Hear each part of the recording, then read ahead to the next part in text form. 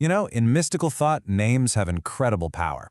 But what happens when God has more than one name? In this explainer, we're going to dive into a really profound puzzle from Jewish mysticism. Why are some of God's names considered more true than others? And what does that reveal about the very nature of reality itself? It all kicks off with this incredibly powerful verse from the book of Exodus. God is speaking to Moses, and he says, "Look, I appeared to your ancestors, Abraham, Isaac, and Jacob, with the name El Shaddai, but my ultimate name, Havayah, well, that was a secret I never shared with them." And right there, that single line, it just opens up this massive question. And here's the puzzle, right? If God is infinite and all of his names are true expressions of him, how can one name be the ultimate truth while another is, well, true, but not as true? It feels like a total contradiction. So let's unpack this mystery. All right, so here's how we're going to tackle this. First, we'll lay out the divine paradox. Then we'll decode the name El Shaddai. After that, we'll see how this whole thing connects to different kinds of miracles before diving into the core Kabbalistic ideas of light and vessels. Finally, we'll uncover the name that's beyond all names and see what it tells us about reality itself. Okay, so let's get right into it. The paradox is simple. How can one truth be truer than another? What God says to Moses seems to imply that the revelation the patriarchs had was totally real, but incomplete. So let's start by looking at the name they did know. To get started, let's zoom in on that first name, El Shaddai. The absolute key to understanding it is the Hebrew word dai, which, and this is wild, has two distinct, almost opposite meanings. This duality is really where our whole journey begins. The name El Shaddai has this fascinating two-sided meaning. On the one hand, it's the name of limitation.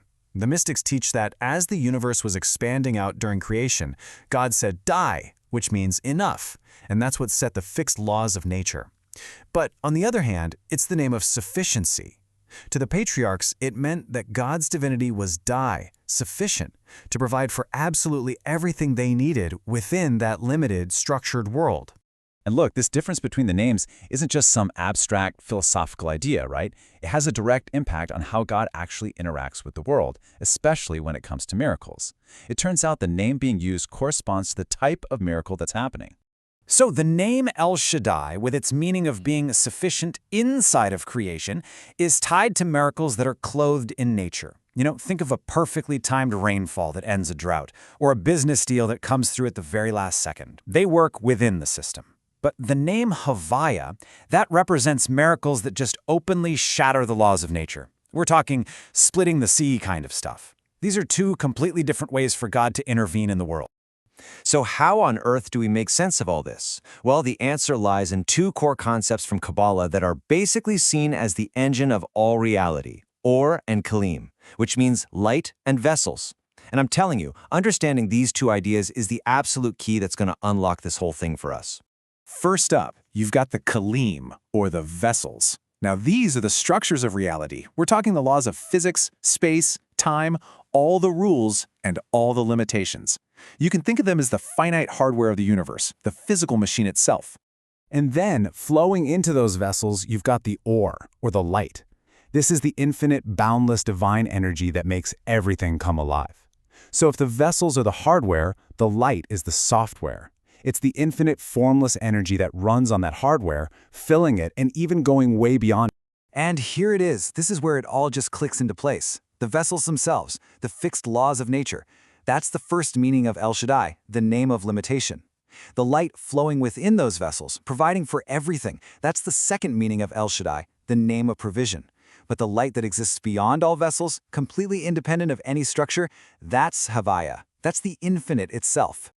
Okay, so now we can finally get back to that huge question we started with. Why is Havaya the ultimate truth? Now that we have these concepts of light and vessels, we can see that it represents a level of reality that completely transcends the created world. There's this classic teaching that just nails it. The name that existed with God before creation, before there were any vessels or laws of nature at all, was Havaya. It's the name of God's very essence, totally independent of any world or finite reality. It's not just the program running in the machine, it's the source code.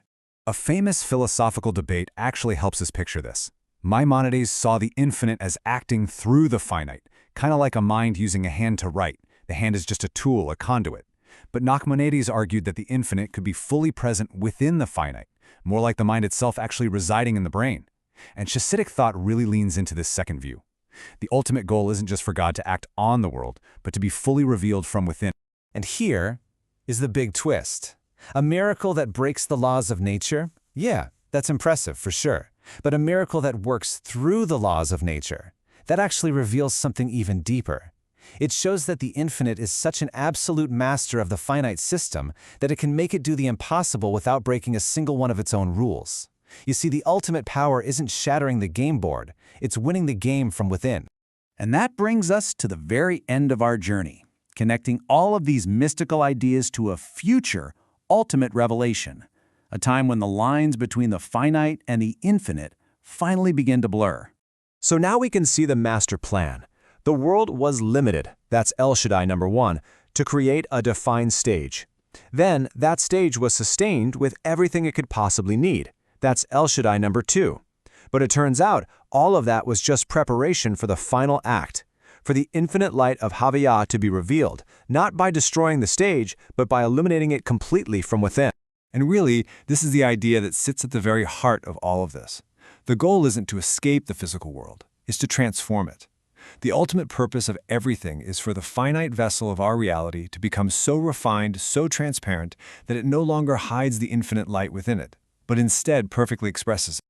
This prophetic vision just captures that future state perfectly. It describes a time when all flesh, the most physical, most finite part of our existence, will see the glory of Havayah directly. The separation between the spiritual and the physical, it's just going to dissolve. Which leaves us all with one final, kind of awe-inspiring question to think about. What does reality actually look like when the vessel no longer conceals the light, but reveals it? What happens when the finite no longer hides the infinite,